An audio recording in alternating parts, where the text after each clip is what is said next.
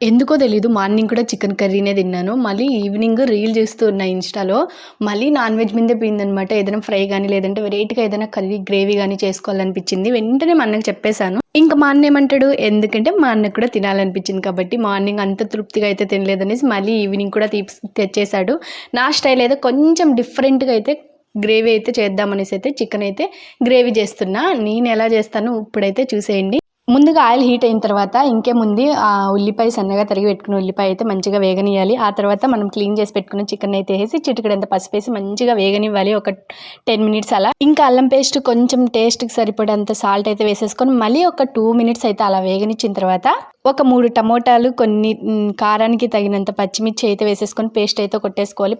పుదీనా యాడ్ చేసేసుకొని ఆ తర్వాత ఆ పేస్ట్ ఎత్తి చికెన్‌లోకి అయితే వేసేసుకోవాలి. మంచి గ్రేవీగా అవుతది. ఒక 10 మినిట్స్ అలానే వదిలేసి ఇంకా తినడమే. అంతకన్నా ముందు ఇలా చేసిన బౌల్‌లోని ఇలా అన్నం కలుపుకొని తినడం మీలో ఎంతమందికి ఇష్టమో నాకైతే కామెంట్ సెక్షన్‌లో కామెంట్ చేసేయండి. నాకైతే పిచ్చి ఇష్టం అనమాట. ఎలా ఉంది తెలుసా?